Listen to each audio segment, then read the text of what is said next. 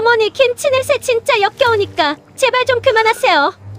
며느리 유진의 차가운 목소리가 부엌에서 울려 퍼진 순간 저는 손에 들고 있던 배추를 그대로 떨어뜨리고 말았습니다. 싱크대 바닥에 배추가 떨어지는 둔탁한 소리가 났어요. 하지만 그것보다 더 큰 소리는 제 심장이 쿵 떨어지는 소리였습니다. 김치 냄새가 역겹다고요? 제가 40년 넘게 담가온 우리 아들이 그렇게도 좋아하던 그 김치 냄새가요? 안녕하세요. 제 이름은 박순덕, 올해 68입니다. 오늘 제가 여러분께 들려드릴 이야기는 바로 그날, 김장하는 날 벌어진 일입니다. 제 인생에서 가장 열받았던 그날, 그리고 그때 제가 내린 결정이 어떻게 저와 제 가족의 인생을 완전히 뒤바꿔 놓았는지에 대한 이야기입니다. 그날은 11월 중순, 김장하기 딱 좋은 날이었어요. 새벽부터 하늘이 맑게 개었고 바람은 차갑지만 상쾌했죠. 저는 전날 밤부터 설렘에 잠을 설쳤습니다. 40년 넘게 해온 김장이지만 매년 이맘때면 늘 두근거렸거든요. 특히 올해는 더 그랬어요. 작년에 결혼한 며느리 유진이와 함께하는 첫 김장이었으니까요. 유진이도 우리 집 김치 맛을 배워야지. 우리 아들 민수가 얼마나 좋아하는데. 저는 전날 밤 아들에게 전화를 걸었었죠. 민수야, 내일 김장하는데 유진이랑 같이 와라. 엄마가 김치 담그는 법 가르쳐 줄게. 엄마, 유진이는 요리 같은 거 잘 못해요. 그냥 엄마 혼자 하세요. 아들의 목소리가 뭔가 어색했지만 저는 대수롭지 않게 넘겼어요. 아이고, 며느리가 시어머니 김치 맛 배우는 건 당연한 거 아니냐? 너희 집에서 김치 사 먹기만 할 거야? 알았어요, 엄마. 내일 같이 갈게요.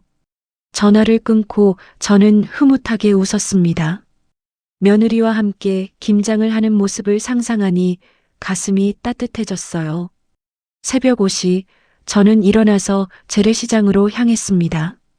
사장님, 배추 제일 싱싱한 걸로 50포기만 주세요. 아이고, 순떡씨. 올해도 김장하러 오셨네. 며느리 들어왔다며? 같이 오셨어? 오늘 와요. 첫 김장이라 제가 가르쳐 줘야죠. 에휴, 요즘 젊은 애들도 김치를 담글 줄 알아야지. 좋으시겠어요. 시장 사장님의 부러운 눈빛을 받으며 저는 뿌듯했어요. 무, 파, 마늘, 생강, 새우젓까지 정성껏 골라 담았죠. 집으로 돌아와 배추를 다듬기 시작했습니다. 하나하나 겉잎을 떼어내고 흐르는 물에 씻어냈어요. 찬물에 손이 시려왔지만 개의치 않았습니다. 이 배추로 담근 김치를 우리 며느리가 먹겠구나. 민수 녀석도 좋아하겠지. 오전 10시쯤 현관 초인종이 울렸습니다. 어머님 왔어요. 아들 민수가 먼저 들어섰어요. 그 뒤로 며느리 유진이가 들어왔습니다. 검은색 롱패딩에 명품 가방을 든 유진이는 마치 패션쇼에 나온 모델 같았어요. 하얀 피부에 날씬한 몸매, 긴 생머리가 인상적이었죠. 어서 와라. 유진아, 오느라 힘들었지? 네.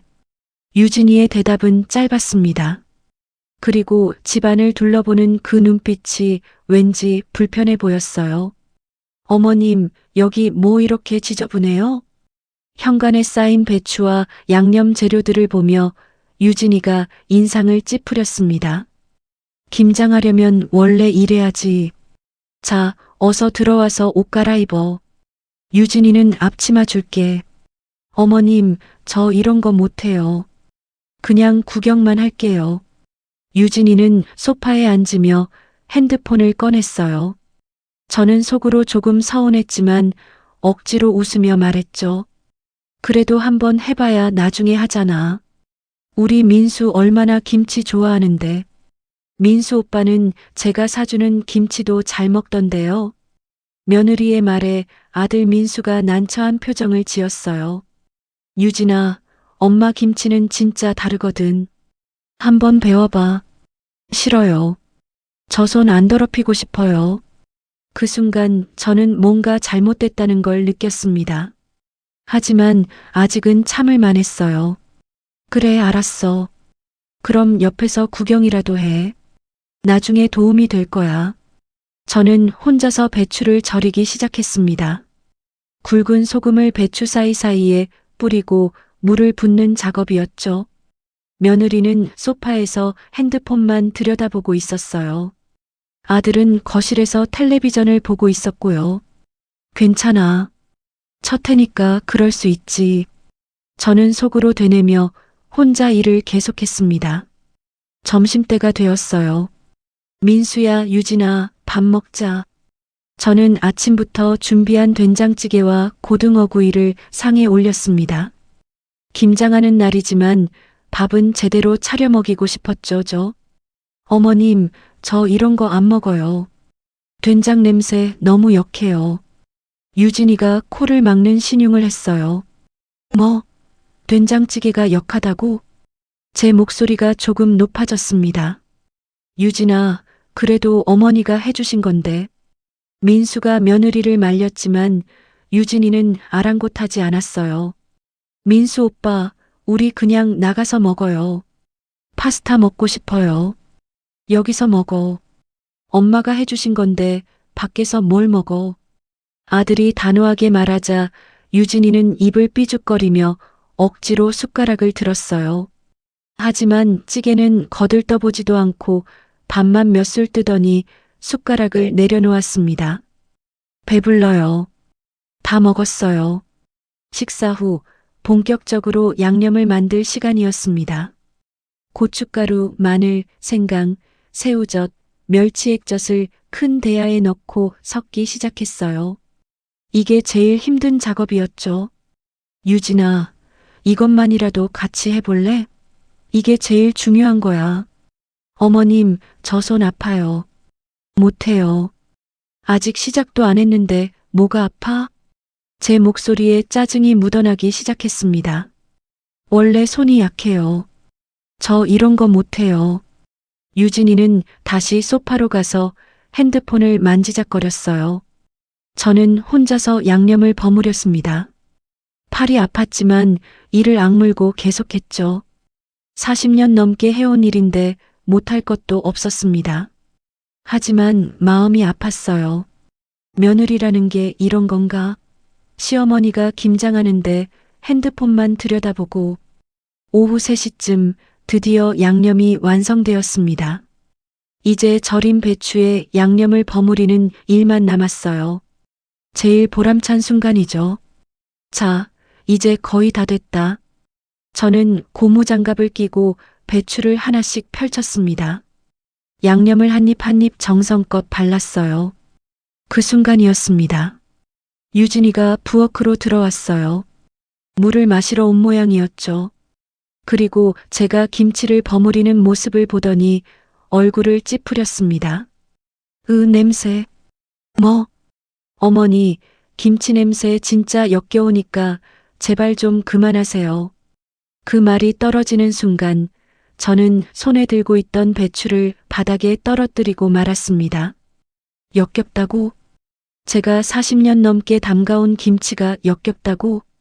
우리 남편이 살아생전 그렇게 좋아하던 김치가, 우리 아들이 대학 가서도 보내달라고 조르던 그 김치가 역겹다고? 유진아, 지금 뭐라고 했니? 제 목소리가 떨리고 있었습니다. 김치 냄새요. 진짜 너무 역해서 못 견디겠어요. 옷에 다 배잖아요. 저 오늘 친구 만나기로 했는데 이러면 어떡해요? 유진이는 태연하게 말했어요. 마치 당연한 소리를 하는 것처럼요. 유진아. 거실에서 민수가 급하게 달려왔습니다. 어머니, 유진이가 그런 뜻으로 한 말은 아니에요. 아니, 민수야. 내 마누라가 지금 뭐라고 했는지 들었어? 어머니, 진정하세요. 진정하라고? 내가 지금 진정이 돼? 제 목소리가 점점 커졌습니다.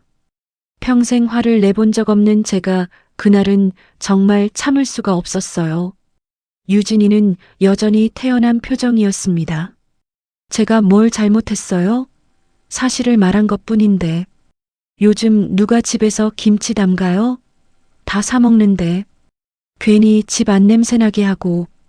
이것이. 저는 참았던 말을 터뜨릴 뻔했지만 꼭 참았습니다. 아들 앞에서 며느리를 혼낼 수는 없었으니까요. 민수야, 너희 그냥 가거라. 나 혼자 할게. 어머니, 가라고 했어. 결국 아들과 며느리는 집을 나갔습니다. 문이 닫히는 소리와 함께 저는 그 자리에 주저앉고 말았어요. 혼자 남은 부엌에서 김치 냄새만 가득했습니다. 역겹다던 그 냄새가 이제는 제 눈물과 섞여 더욱 진하게 느껴졌어요. 여보, 우리 며느리가 이런 애였어요. 제가 며느리한테 뭘 잘못한 걸까요? 돌아가신 남편 영정 앞에서 저는 한참을 울었습니다. 그날 밤 저는 혼자서 김장을 끝냈어요. 쉼포기에 배추를 다 버무리는데 새벽 2시가 넘어서야 끝났습니다. 손은 양념 때문에 빨갛게 부어올랐고 허리는 끊어질 것 같았어요. 하지만 그것보다 더 아픈 건 제 마음이었습니다. 어떻게 역겹다는 말이 그렇게 쉽게 나올 수 있을까? 저는 완성된 김치를 항아리에 담으며 생각했어요. 이 김치를 민수네 집에 갖다 줘야 하나? 그런데 순간 뭔가 이상한 생각이 들었습니다. 며느리가 저렇게 김치를 싫어하는데 우리 아들은 어떻게 밥을 먹고 있는 걸까? 그날 밤부터 제 머릿속에는 의문이 꼬리를 물었습니다. 그리고 며칠 뒤 저는 충격적인 진실을 알게 되었어요. 그것이 바로 제 인생을 완전히 바꿔놓은 시작이었습니다. 김장을 하고 사흘이 지났습니다. 저는 여전히 며느리의 그 말을 잊을 수가 없었어요. 밤마다 잠이 오지 않았죠. 역겹다. 그 단어가 귓가에 맴돌았습니다. 아들에게 전화를 걸까 말까 고민하다가 결국 참았어요. 괜히 부부 사이를 나쁘게 만들고 싶지 않았으니까요. 그런데 그날 오후 제 친구 영숙이에게서 전화가 왔습니다. 순떡아, 너 며느리 유진이 맞지? 응, 왜? 야, 나 방금 강남역 백화점에서 유진이 봤어. 응, 쇼핑하러 갔나 보네. 그게 아니라 걔가 지금 엄청 비싼 명품 가방 사더라. 1,000만 원 넘는 거. 뭐? 저는 전화기를 꽉 쥐었습니다. 그리고 친구들한테 자랑하는 거 다 들렸어. 시어머니가 촌스럽다, 김치 냄새 난다, 그런 얘기하면서 깔깔대던데 순간 머리가 하얗게 변했어요. 영수가 내가 잘못 들은 거 아니야? 내가 왜 거짓말을 해? 내 귀로 똑똑히 들었어. 그리고 말이야. 영숙이가 잠시 망설이더니 조심스럽게 말을 이었습니다. 걔가 자기 친구들한테 그러더라. 시어머니 집은 낡고 좁아서 가기 싫대. 그래서 일부러 못한다고 핑계댄다고. 전화를 끊고 저는 한참을 멍하니 앉아 있었습니다. 일부러 못한다고 핑계를 댔다고? 그럼 그날 김장할 때 손이 아프다던 것도 김치 냄새가 역겹다던 것도 다 거짓말이었단 말인가요? 가슴이 미어지는 것 같았습니다. 내가 뭘 잘못했지? 며느리한테 함부로 한 적도 없는데. 그날 밤 저는 아들에게 전화를 걸었어요. 민수야, 너 내일 혼자 좀 와라. 엄마가 할 말이 있어. 엄마, 무슨 일이에요? 목소리가 왜 그래요? 그냥 와. 유진이는 빼고. 다음 날 아들이 집에 왔습니다. 엄마, 무슨 일이에요? 저는 아들을 마주 앉히고 물었어요. 민수야, 너 유진이한테 잘해주고 있지? 당연하죠, 엄마. 그럼 유진이는 너한테 잘해? 네, 잘해줘요. 아들의 대답이 조금 머뭇거렸습니다. 민수야, 엄마한테 솔직하게 말해봐. 유진이가 엄마를 어떻게 생각하는 것 같니? 엄마, 갑자기 왜 이래요? 대답해. 제 목소리가 단호했습니다. 아들은 한참을 입을 다물고 있다가 작은 목소리로 말했어요. 엄마, 유진이가 가끔 엄마 집이 낡았다고 그래요. 그리고 김치 냄새가 싫다고. 그래서 제가 말렸어요. 하지만 유진이는 자기가 자란 환경이랑 달라서 적응이 안 된대요. 적응이 안 돼? 그럼 나한테 역겹다고 말하는 게 적응 못하는 거냐? 엄마, 민수야, 너는 유진이 편이니 엄마 편이니? 제 질문에 아들은 아무 말도 하지 못했습니다. 그 침묵이 저에게는 답이었어요. 알았다. 가거라. 엄마, 가라고 했어. 아들이 나간 뒤 저는 혼자 앉아서 생각에 잠겼습니다. 이대로 있으면 안 되겠어. 뭔가 해야 해. 그리고 그날 밤 저는 결심했습니다. 며느리가 어떤 애인지 제대로 알아봐야겠다고. 며칠 뒤 저는 일부러 아들 부부집 근처에 갔어요. 그들이 사는 아파트는 강남의 신축 아파트였습니다. 13억이 넘는 고급 아파트였죠. 이 집을 어떻게 샀을까? 저는 문득 궁금해졌습니다. 아들 민수의 월급으로는 이런 집을 사기 힘들었을 텐데요. 저는 아파트 입구에서 기다렸습니다. 그리고 오후 2시쯤 며느리 유진이가 나오는 것을 봤어요. 명품 가방을 들고 하이힐을 신은 유진이는 택시를 잡아타고 어디론가 갔습니다. 저도 재빨리 택시를 잡아탔어요. 저 앞에 택시 따라가 주세요. 네, 제발이에요. 급한 일이에요. 택시 기사님은 이상하다는 표정이었지만 따라갔습니다. 유진이가 도착한 곳은 강남의 고급 카페였어요. 저는 모자를 깊게 눌러쓰고 카페 구석에 앉았습니다. 유진이는 친구 2명과 만났어요. 유진아, 너 오늘 진짜 예쁘다. 그 가방 신상이지? 응, 어제 샀어. 1200만 원짜리야. 헐, 대박. 민수 오빠가 사줬어? 에이, 무슨. 내가 산 거지. 내 돈으로. 너 시어머니한테 용돈 많이 받냐? 그 순간 유진이가 깔깔 웃었어요. 시어머니? 그 촌스러운 할망구한테? 농담하지 마. 나 저번에 김장한다고 불러놓고 정말 개 같은 줄 알았어. 제 손이 뜨거운 커피 잔을 꽉 쥐었습니다. 김치 냄새 진짜 역겨워서 죽는 줄 알았다니까. 요즘 누가 집에서 김치를 담가? 완전 시대착오적이지 않아? 그래도 시어머니인데. 시어머니면 뭐 어때? 나한테 도움되는 것도 없으면서. 그 낡은 집에 사는 게 창피해 죽겠어. 친구들이 웃으며 맞장구 쳤습니다. 그나저나 너희 집은 어떻게 샀어? 13억짜리잖아. 그게. 유진이가 목소리를 낮췄어요. 사실 시어머니 명의로 샀어. 응? 무슨 소리야? 민수 오빠 신용이 안 좋아서 대출이 안 됐거든. 그래서 시어머니 명의로 집을 사고 대출도 시어머니 이름으로 받았어. 헐, 그럼 집 주인이 시어머니라는 거야? 서류상으로는 그렇지. 하지만 우리가 사는 거니까 우리 집이지 뭐. 나중에 문제 안 돼? 뭐가 문제야? 어차피 시어머니 나이가 68이야. 몇 년 안 남았어. 그럼 자동으로 우리 거지. 저는 그 말을 듣는 순간 온몸이 얼어붙는 것을 느꼈습니다. 몇 년 안 남았다고? 제가 죽기를 기다린다는 말인가요? 손이 덜덜 떨렸습니다. 커피 잔이 손에서 미끄러져 바닥에 떨어졌어요. 쨍그랑. 큰 소리에 카페 안의 사람들이 일제히 저를 쳐다봤습니다. 유진이도 저를 봤어요. 그리고 우리의 눈이 마주쳤습니다. 유진이의 얼굴이 새하얗게 변했어요. 어머니. 저는 자리에서 벌떡 일어났습니다.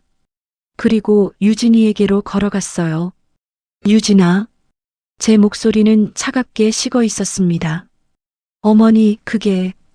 입 닥쳐. 카페 안이 순식간에 조용해졌어요. 저는 유진이를 똑바로 쳐다봤습니다. 너 지금 내가 다 들었어. 처음부터 끝까지. 어머니, 오해해요. 제가 그런 뜻으로. 오해? 뭐가 오해야? 내가 내 죽기를 기다린다는 게 오해야? 유진이는 아무 말도 하지 못했습니다. 주변 사람들이 웅성거리기 시작했어요. 저 젊은 여자 최악이네. 시어머니 죽기를 기다리다니. 저는 유진이에게 마지막으로 말했습니다. 너 잘 들어. 내가 죽을 때까지 기다릴 필요 없어. 내가 직접 처리할 테니까. 그리고 카페를 나왔습니다. 밖은 추웠지만 제 분노는 더 뜨겁게 타올랐어요. 집으로 돌아오는 길 저는 결심했습니다. 13억짜리 아파트가 4명이라고? 좋아. 그럼 내 마음대로 하는 거야. 그날 밤부터 저의 반격이 시작되었습니다. 집에 도착한 저는 서랍 깊숙한 곳에서 오래된 서류 봉투를 꺼냈습니다. 3년 전 아들이 결혼하면서 집을 사겠다고 했을 때 제 명의로 대출을 받았던 그 서류들이었어요. 엄마, 제 신용이 좀 안 좋아서 대출이 안 돼요. 엄마 명의로만 해주시면 제가 다 갚을게요. 그때 민수의 간절한 목소리가 귀에 생생했습니다. 저는 아들을 믿었어요. 내 이름으로 집을 사고 대출을 받는 게 뭐가 대수겠어요? 어차피 아들이 살 집인데. 하지만 이제는 달랐습니다. 서류를 펼쳐보니 예상대로였어요. 집 소유자 박순덕 대출자, 박순덕 실거주자, 이민수, 최유진. 좋아. 그럼 내 집이네. 저는 다음 날 바로 은행에 갔습니다. 선생님, 이 아파트 대출금 상환 내역 좀 보여주실 수 있나요? 은행 직원이 컴퓨터를 확인하더니 서류를 건넸어요. 최근 6개월간 연체가 2번 있으셨네요. 뭐라고요? 네, 여기 보시면 대출금을 제때 안 내셔서 연체 이자까지 붙었어요. 제 손이 떨렸습니다. 아들이 대출금을 제대로 안 갚고 있었던 거예요. 그럼 지금 남은 대출금이 얼마죠? 9억 2천만 원입니다. 9억이 넘는 빚이 제 명의로 남아 있었던 겁니다. 혹시 이 집을 팔 수 있나요? 제 명의니까요. 네, 당연히 가능하십니다. 소유주가 손님이시니까요. 저는 그 자리에서 부동산 중개인에게 전화를 걸었어요. 여보세요. 아파트 하나 급매로 내놓으려고 하는데요. 어디 아파트신가요? 강남 레미안 아파트요. 84제곱미터. 오, 거기 좋은 데죠. 시세가 13억 정도 하는데 급매면 12억 정도에 나가실 것 같은데요. 좋아요. 최대한 빨리 팔아주세요. 네. 지금 바로요? 네, 한 달 안에 계약 끝내주세요. 전화를 끊고 저는 깊은 숨을 들이마셨습니다. 이제 시작이었어요. 그날 저녁 아들에게서 전화가 왔습니다. 엄마, 오늘 유진이가 울면서 집에 왔어요. 카페에서 엄마 만났다면서요. 그래, 만났지. 엄마, 유진이가 무슨 오해가 있는 것 같다는데 대체 무슨 일이에요? 오해? 오해는 무슨... 저는 차갑게 웃었습니다. 민수야, 너 엄마한테 뭘 숨기고 있니? 숨기는 게 뭐가 있어요? 그 집 대출금 너 제때 안 갚고 있더라. 전화기 너머로 침묵이 흘렀어요. 엄마, 그게 뭐야? 내 명의로 된 빚을 내가 제대로 관리도 못하고 있었다는 거잖아. 엄마, 제가 요즘 회사 사정이 안 좋아서 그래요. 곧 나아질 거예요. 나아진다고? 언제? 엄마, 왜 이러세요? 갑자기 왜 이렇게 날카로우세요? 날카롭긴. 내가 죽기를 기다리는 며느리가 있는데 내가 가만히 있겠니? 엄마, 그게 무슨 소리예요? 내 마누라가 친구들한테 한 말 내가 다 들었어. 내가 몇 년 안 남았다면서? 그럼 자동으로 자기네 거라면서? 아들이 말문이 막혔어요. 민수야, 나 그 집 판다. 뭐라고요? 내 명의니까 내가 파는 거야. 한 달 안에. 엄마, 그럼 저희는 어디서 살아요? 그건 내가 알아서 해. 내 명의로 된 집에서 내 죽기를 기다리는 며느리랑 같이 사는 건 못 참겠다. 엄마, 제발. 저는 전화를 끊어버렸습니다. 그날 밤 아들 부부가 집으로 찾아왔어요. 초인종이 미친 듯이 울렸습니다. 엄마, 문 열어주세요. 어머니, 제발 문 좀 열어주세요. 하지만 저는 문을 열지 않았습니다. 엄마, 이게 뭐 하시는 짓이에요? 저희 집을 왜 마음대로 팔아요? 마음대로가 아니야. 내 집을 내가 파는 거지. 엄마, 제발요. 유진이가 잘못했대요. 용서해 주세요. 문 밖에서 며느리가 울고 있는 소리가 들렸어요. 하지만 저는 마음이 움직이지 않았습니다. 어머니, 제가 정말 잘못했어요. 다시는 그런 말 안 할게요. 늦었어. 나 이미 부동산에 넘겼어. 다음 주에 집 보러 온대. 어머니, 저는 귀를 막았습니다. 며느리의 울음소리가 점점 작아졌어요. 그리고 한참 후 조용해졌습니다. 그들이 돌아간 모양이었죠. 저는 창문을 통해 밖을 내다봤어요. 아들과 며느리가 차에 타고 있었습니다. 며느리는 차 안에서도 계속 울고 있었고 아들은 고개를 푹 숙이고 있었어요. 미안하다, 민수야. 하지만 이건 엄마도 어쩔 수 없어. 다음 날부터 부동산 중개인이 움직이기 시작했습니다. 박순덕 여사님, 벌써 문의가 3건 들어왔어요. 역시 강남 아파트는 달라요. 빨리 계약해 주세요. 네, 이번 주 안에 집 보러 오시는 분들 있어요. 근데 혹시 지금 살고 계신 분들은 아시나요? 알아요. 제 아들 부부예요. 아, 그럼 아드님한테 미리 말씀하셔야. 신경 쓰지 마세요. 제가 알아서 할게요. 사실 저는 아들에게 연락을 받아도 받지 않았어요. 하루에 수십 통의 전화와 문자가 왔지만 전부 무시했습니다. 그러던 어느 날 저녁 집 앞에 아들이 기다리고 있었어요. 엄마, 민수의 얼굴은 초췌해 보였습니다. 엄마, 제발 한 번만 이야기 좀 해요. 할 이야기 없어. 엄마, 유진이가 정말 잘못했어요. 제가 대신 사과드릴게요. 사과로 해결될 일이 아니야. 그럼 어떡해요? 저희 집이 팔리면 저희는 정말 갈 데가 없어요. 그건 내가 알아서 해. 엄마, 아들이 제 앞에 무릎을 꿇었습니다. 엄마, 제발요. 저 이렇게 빌게요. 제발 집 파는 거 취소해 주세요. 민수야, 일어나. 싫어요. 엄마가 취소해 주실 때까지 안 일어날 거예요. 저는 아들을 내려다봤습니다. 무릎 꿇고 있는 아들을 보니 가슴이 아팠어요. 하지만 며느리의 그 말이 계속 귓가에 맴돌았습니다. 몇 년 안 남았어. 민수야. 네, 엄마. 내 마누라가 나한테 한 말 기억나니?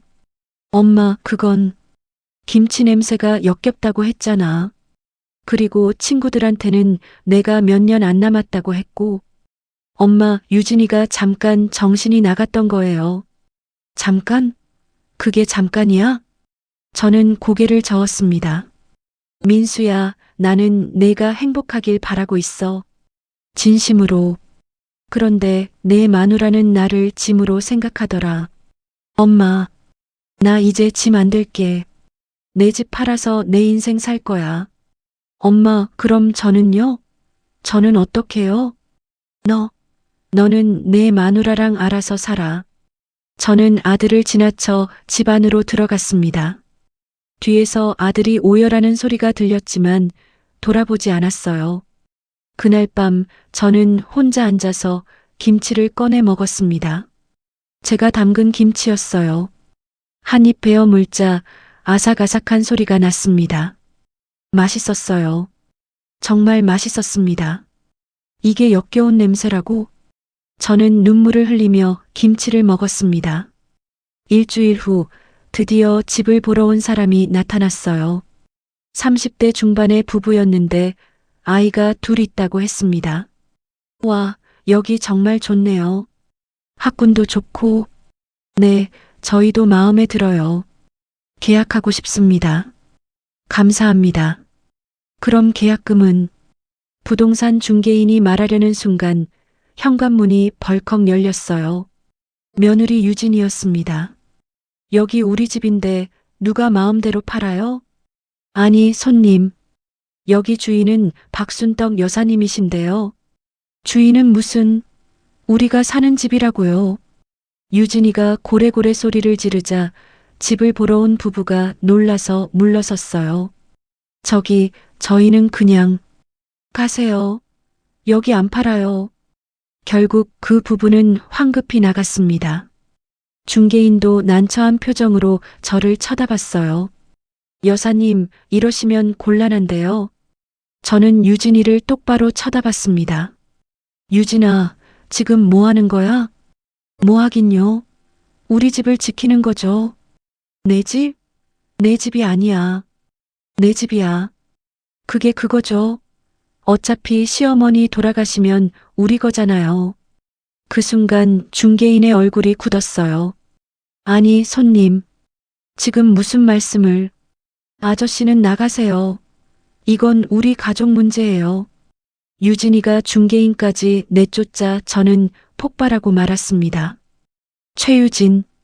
제 목소리가 집안을 가득 채웠어요. 너 지금 뭐 하는 거야? 내가 죽기를 그렇게 바라니? 제가 언제 그랬어요? 내 입으로 친구들한테 말했잖아. 내가 몇 년 안 남았다고. 유진이는 할 말이 없었는지 입술만 바르르 떨었어요. 어머니, 그건 제가 술 마셨다고 그런 말이 나와? 사람 속마음은 술 마셔야 나오는 거야. 저는 참았던 말을 모두 쏟아냈습니다. 넌 처음부터 날 무시했어. 김장할 때도 밥 먹을 때도 내가 뭘 해도 코웃음만 쳤지. 어머니, 그리고 이제는 내 집까지 빼앗으려고 해? 내가 죽을 때까지 기다렸다가? 아니에요. 저는 그런 생각 없었어요. 거짓말하지 마. 내 입으로 한 말이잖아. 그때 민수가 집에 들어왔습니다. 엄마, 유진아, 그만해. 아들이 우리 사이에 섰어요. 엄마, 제발 진정하세요. 진정하라고? 내 마누라가 지금 뭐 하는지 봤어? 엄마, 유진이도 힘들어요. 갑자기 집이 팔린다니까 얼마나 불안하겠어요. 불안? 그럼 나는? 제 목소리가 떨렸습니다. 나는 안 불안해? 내 며느리가 내 죽기를 기다린다는데 내가 안 불안해? 엄마, 민수야, 너는 대체 누구 편이니? 제 질문에 아들은 아무 말도 하지 못했습니다. 그 침묵이 저에게는 답이었어요. 알았어. 너희 둘 다 나가. 엄마, 나가라고 했어. 결국 아들과 며느리는 집을 나갔습니다. 혼자 남은 저는 그 자리에 주저앉아 한참을 울었어요. 내가 뭘 잘못한 걸까? 아들을 잘못 키운 걸까? 하지만 이미 결심한 일이었습니다. 저는 더 이상 물러서지 않기로 했어요. 며칠 후 저는 변호사 사무실을 찾아갔습니다. 변호사님, 제 명의로 된 집을 팔고 싶은데 아들이 방해해요. 아드님이 실거주자시라면 문제가 좀 복잡할 수 있습니다. 그럼 어떻게 해야 하나요? 일단 법적으로는 명의자이신 어머니께서 집을 처분할 권리가 있습니다. 다만 변호사가 잠시 멈칫했어요. 아드님 부부에게 충분한 이사 기간을 주셔야 합니다. 보통 3개월 정도요. 3개월이면 충분해요. 저는 서류에 사인을 했습니다. 그리고 정식으로 집을 매물로 내놓았어요. 이번에는 아들이 방해하지 못하도록 법적 절차를 밟았습니다. 소식을 들은 아들이 다시 찾아왔어요. 엄마, 제발 다시 생각해 주세요. 생각 다 했어. 엄마, 그럼 저희는 진짜 갈 데가 없어요. 그건 내가 알아서 해야지. 엄마, 아들이 제 손을 잡았습니다. 엄마, 제가 잘못했어요. 유진이를 제대로 못 가르친 제가 잘못했어요. 그래, 내가 잘못했지. 그러니까 제발 한 번만. 안 돼. 저는 단호했습니다. 민수야, 나도 이제 내 인생 살고 싶어. 내가 결혼하고 나서 나한테 뭐 해준 게 있니? 엄마, 그게 없잖아. 명절에 한 번 오는 것도 귀찮아하고 전화도 한 달에 한 번 할까 말까 하고. 엄마, 제가 바빠서. 바빠서? 유진이는 친구들이랑 명품 가방 사러 다닐 시간은 있더라. 아들이 할 말을 잃었어요.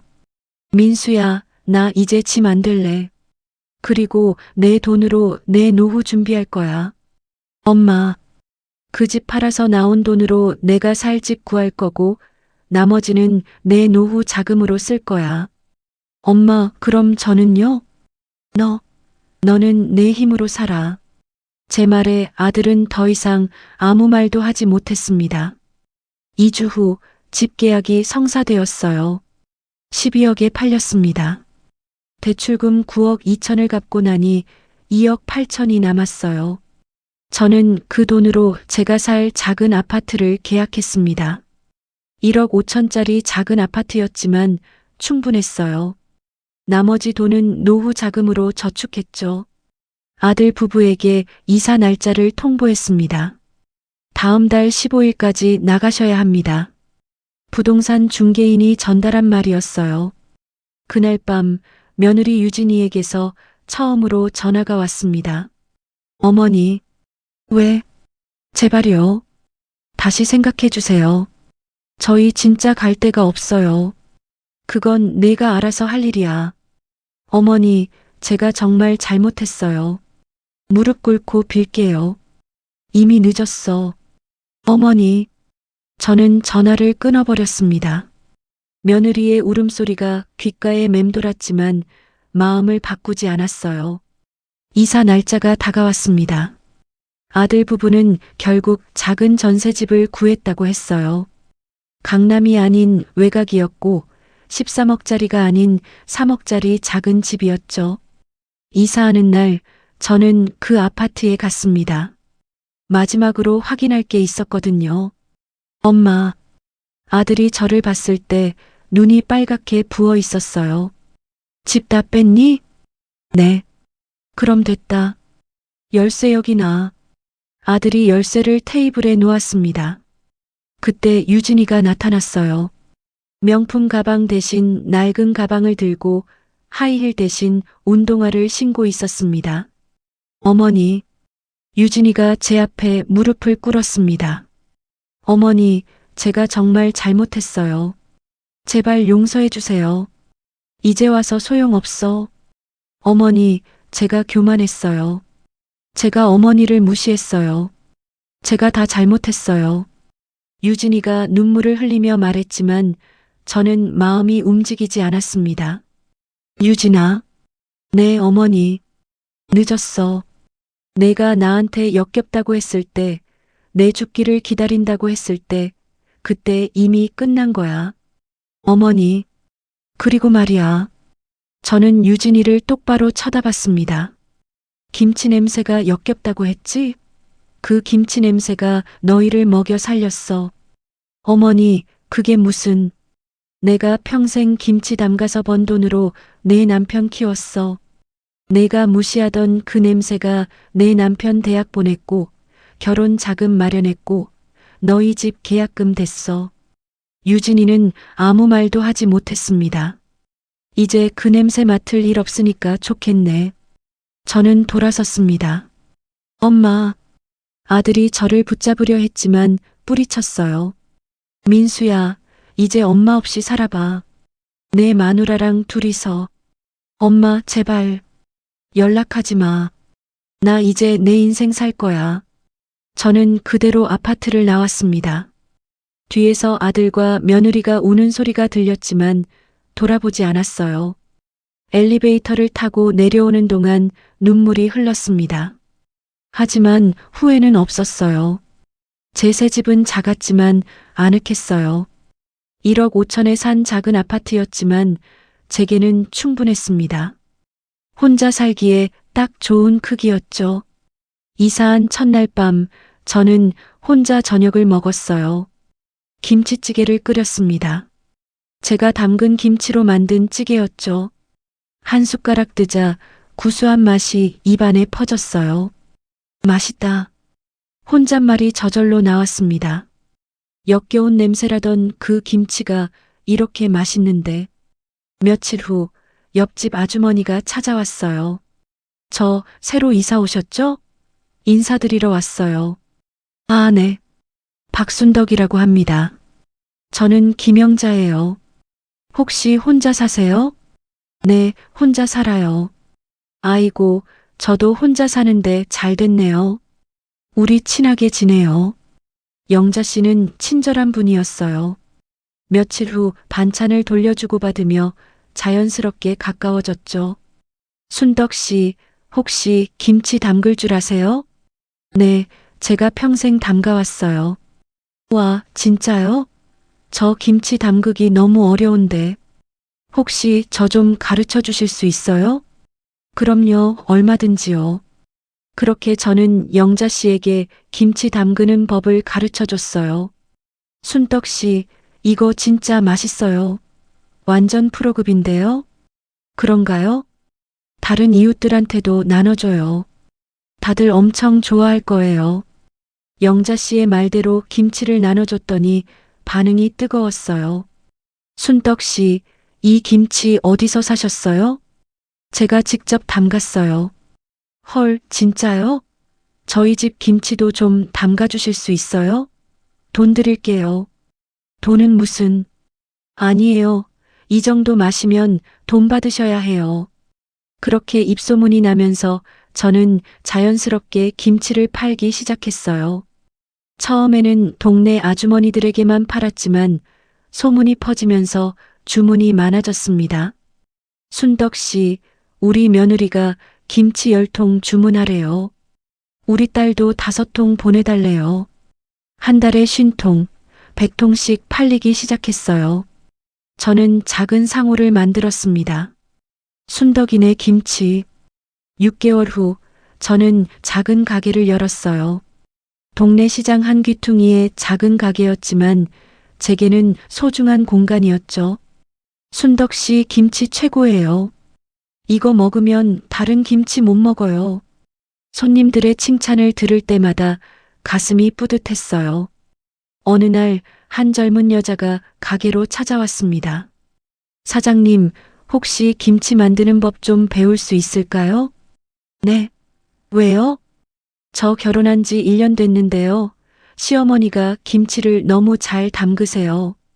저도 배우고 싶어서요. 그 말을 듣는 순간 유진이가 떠올랐어요. 그래요? 시어머니가 잘하신다면 그분한테 배우면 되지 않나요?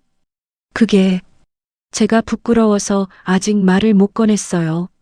그래서 여기서 먼저 기본을 배우고 싶어서요. 저는 그 며느리에게 정성껏 김치 담그는 법을 가르쳐 줬어요. 시어머니한테 꼭 배우세요. 그분이 제일 잘 가르쳐 주실 거예요. 네, 감사합니다. 그 며느리가 돌아간 후 저는 혼자 생각에 잠겼습니다. 유진이가 그때 저렇게 했으면 어땠을까? 하지만 이미 지나간 일이었어요. 1년이 지났습니다. 순덕이네 김치는 동네에서 꽤 유명해졌어요. 월 매출이 1천만 원을 넘었고 저는 작은 공장까지 얻었습니다. 사장님, TV 인터뷰 요청이 왔어요. TV요? 네, 지역 방송에서 동네 맛집 소개하는 프로그램이래요. 저는 인터뷰에 응했어요. 사장님, 이렇게 맛있는 김치의 비결이 뭐예요?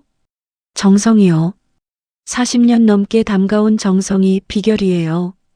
가족들도 좋아하시겠어요. 카메라가 제 얼굴을 클로즈업 했어요. 가족. 예전에는 가족을 위해 담갔죠. 하지만 지금은 나를 위해, 그리고 내 김치를 좋아해주는 손님들을 위해 담가요. 방송이 나간 후 주문이 폭주했습니다.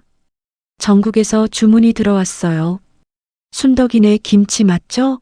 서울에서 왔어요. 부산에서 택배로 받을 수 있나요? 저는 직원까지 뽑았습니다. 혼자서는 감당할 수 없을 만큼 바빠졌거든요. 그렇게 2년이 흘렀습니다. 어느 날 가게 문을 열고 낯선 남자가 들어왔어요. 순덕이네 김치 사장님 계세요? 네, 제가 사장입니다. 안녕하세요. 저는 대형마트 메가마트 식품 담당자입니다. 남자가 명함을 건넸어요. 저희 마트에서 사장님 김치를 납품받고 싶습니다. 납품요? 네, 전국 100개 매장에 납품하시면 월 매출이 억 단위로 올라갈 겁니다. 저는 꿈을 꾸는 것 같았어요. 2년 전 며느리에게 역겹다는 소리를 들었던 그 김치가 이제는 대형마트에 납품되다니. 생각해 보시고 연락 주세요. 그날 밤 저는 혼자 앉아서 생각했습니다. 내가 잘한 걸까? 문득 아들 생각이 났어요. 2년 동안 연락을 끊고 지냈습니다. 아들도 저에게 연락하지 않았어요. 잘 살고 있겠지. 하지만 궁금했습니다. 며칠 후 저는 우연히 아들을 봤어요. 시장 골목에서였습니다. 민수야? 아들은 많이 변해 있었어요. 헬쑥한 얼굴에 해진 옷을 입고 있었죠. 엄마, 너 여기서 뭐해? 장 보러 왔어요. 아들의 손에는 마트 전단지가 들려 있었어요. 할인 품목에 빨간 동그라미가 쳐져 있었습니다. 잘 지내니? 네. 뭐, 그럭저럭요. 유진이는? 유진이는 요즘 아르바이트 하고 있어요. 아르바이트? 네, 카페에서요. 생활비 보태려고. 제 가슴이 뭉클해졌어요. 명품 가방만 들고 다니던 며느리가 아르바이트를 하고 있다니. 민수야. 네, 엄마. 힘들지? 아들이 고개를 끄덕였어요. 힘들어요, 많이. 하지만 제가 자초한 일이에요. 엄마, 그때 진짜 죄송했어요. 유진이도 많이 반성하고 있어요. 아들의 눈에서 눈물이 글썽였습니다. 엄마 김치 생각나요. 그 맛있던 김치. 제 눈도 뜨거워졌어요. 민수야. 네. 내일 가게로 와라. 김치 줄게. 엄마. 그리고 유진이도 데리고 와. 할 말이 있어. 다음 날 아들이 며느리를 데리고 가게로 왔습니다. 유진이는 예전과 많이 달라져 있었어요. 명품 대신 유니클로 옷을 입고 화장기 없는 얼굴이었습니다. 하지만 눈빛은 예전보다 더 맑아 보였어요. 어머니, 유진이가 제 앞에서 고개를 숙였습니다. 잘 지냈니? 네. 앉아라. 둘 다. 저는 두 사람에게 김치찌개를 내왔어요. 제가 담근 김치로 끓인 따끈한 찌개였죠. 먹어. 아들과 며느리가 숟가락을 들었습니다. 한 숟가락 뜨자마자 아들의 눈에서 눈물이 흘러내렸어요. 엄마 김치 맛이에요. 정말 오랜만이에요. 며느리도 조용히 눈물을 흘리며 먹었습니다. 어머니, 맛있어요. 역겹지 않아? 제 질문에 유진이가 고개를 저었어요. 죄송해요, 어머니. 제가 정말 어리석었어요. 저 지난 2년 동안 많이 생각했어요.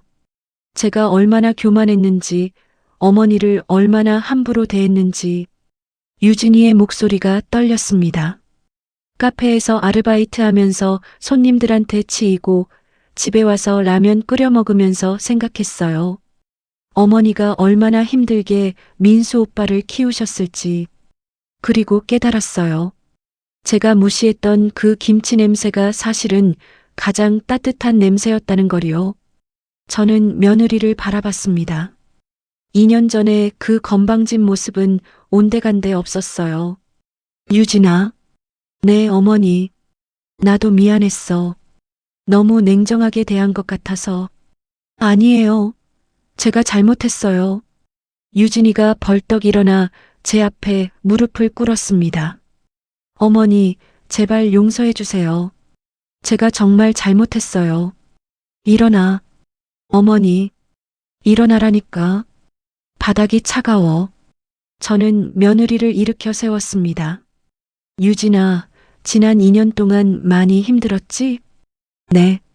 하지만 제가 받아야 할 벌이었어요. 민수야, 너도 고생했어? 엄마.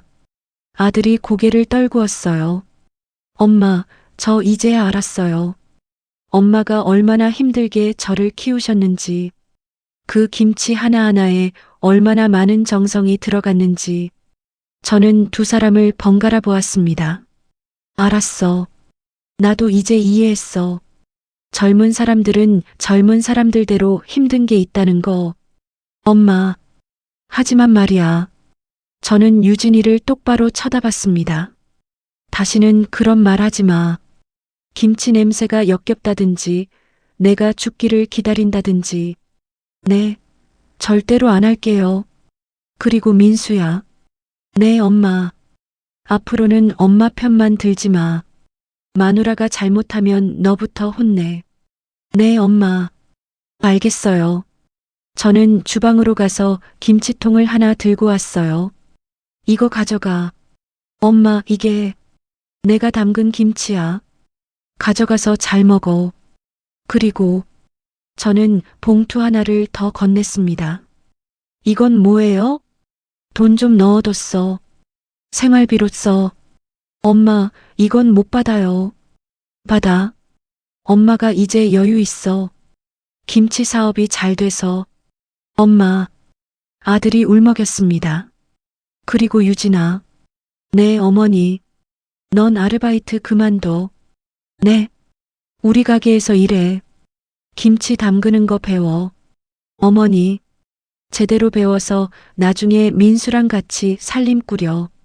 알겠니? 네. 감사합니다. 유진이가 제 손을 꽉 잡았어요. 그 손이 차갑지만 따뜻했습니다.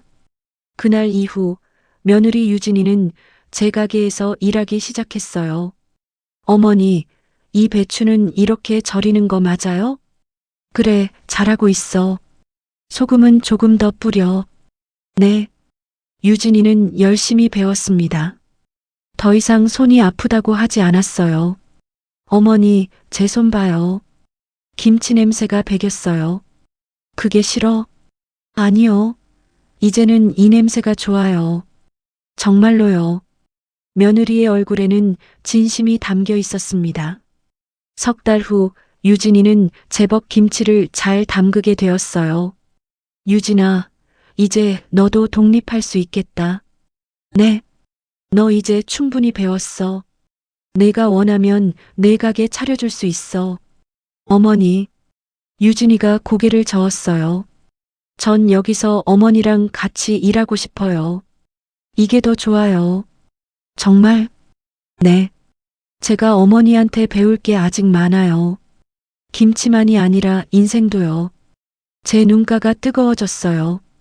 그래, 그럼 같이 하자. 그렇게 우리는 함께 가게를 키워나갔습니다. 순덕이네 김치는 점점 유명해졌어요. 메가마트 납품도 시작했고 온라인 판매도 시작했습니다. 1년 후 저희는 작은 공장을 큰 공장으로 옮겼어요. 직원도 10명으로 늘었습니다.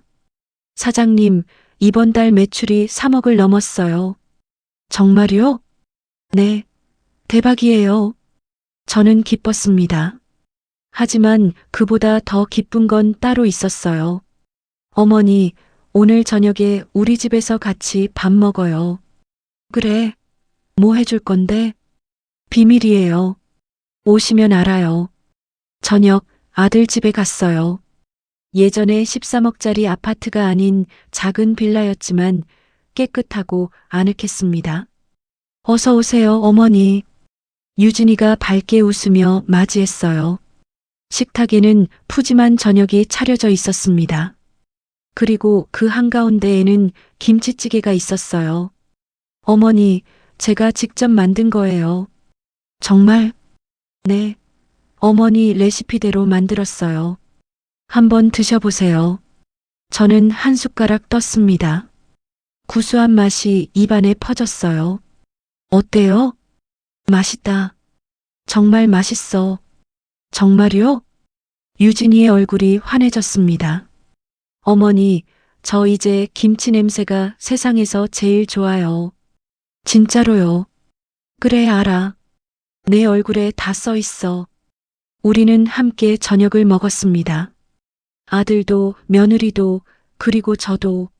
엄마, 응? 엄마가 그때 집을 파신 거 잘하신 일이었어요.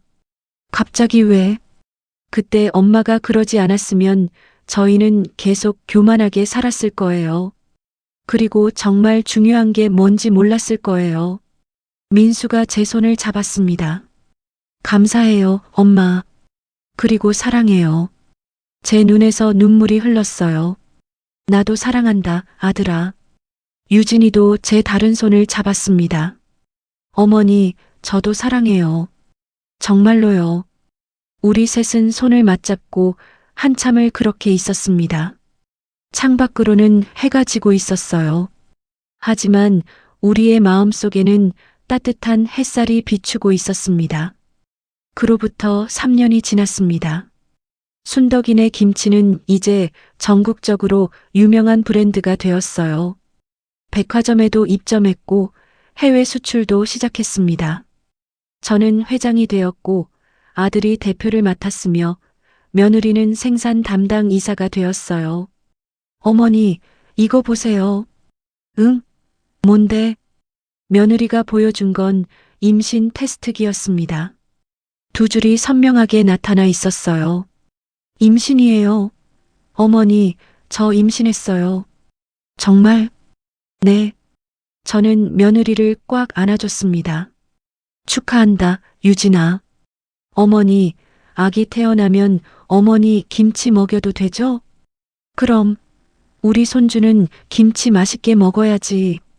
우리는 함께 웃었습니다. 그날 저녁, 우리는 작은 파티를 열었어요. 직원들도 모두 모여 축하해줬습니다. 회장님, 건배사 한마디 해주세요. 저는 잔을 들었습니다. 여러분, 저는 3년 전 아들과 며느리에게 집을 빼앗긴, 아니, 제 집을 되찾은 할머니였어요. 사람들이 웃었습니다. 그때 며느리가 제게 역겹다고 했던 김치 냄새가 지금은 우리 회사의 주력 상품이 되었고 많은 사람들에게 사랑받고 있습니다. 인생은 참 아이러니해요. 제일 힘들 때가 사실은 새로운 시작의 기회였던 거죠. 저는 며느리를 바라봤습니다. 유진아, 네 어머니, 고맙다. 내가 그때 그런 말을 해줘서. 네, 내가 역겹다고 하지 않았으면 나는 계속 작은 집에서 혼자 김치나 담그는 할머니로 늙었을 거야. 그런데 지금은 이렇게 큰 회사의 회장이 됐잖아. 어머니, 그러니까 어떻게 보면 내가 나한테 큰 선물을 준 거야. 며느리가 눈물을 흘렸습니다. 어머니 사랑해요. 나도 사랑한다, 며느리. 우리는 다시 한번 포옹했어요. 그날 밤 집에 돌아온 저는 오래된 사진첩을 꺼냈습니다. 3년 전 김장하던 날의 사진이 있었어요. 배추를 절이던 제 모습이 찍혀 있었죠. 그때는 몰랐습니다. 그 힘든 순간이 제 인생의 전환점이 될 줄은. 여보, 우리 잘했죠? 돌아가신 남편 영정 앞에서 저는 웃으며 말했습니다. 우리 며느리도 이제 철들었어요. 그리고 손주도 생겨요. 당신도 기뻐하시겠죠? 창밖으로 달빛이 비쳤습니다. 그 빛은 마치 남편이 웃으며 대답하는 것 같았어요. 잘했어, 순떡아. 정말 잘했어. 저는 그날 밤 행복하게 잠들었습니다. 김치 냄새가 은은하게 나는 제 작은 집에서. 이 이야기 어떠셨나요?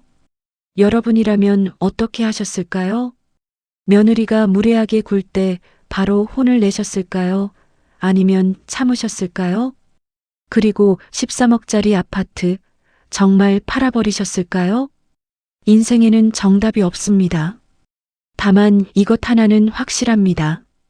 우리가 역겹다고 무시했던 것들이 사실은 가장 소중한 것들이었다는 것. 그리고 가장 힘든 순간이 때로는 가장 큰 기회가 될 수 있다는 것. 오늘 이야기가 여러분의 마음에 작은 울림이라도 있었기를 바랍니다. 구독과 좋아요는 제게 큰 힘이 됩니다. 여러분의 하루가 따뜻한 김치찌개처럼 구수하고 포근하기를 바라며 다음 이야기로 찾아뵙겠습니다. 감사합니다.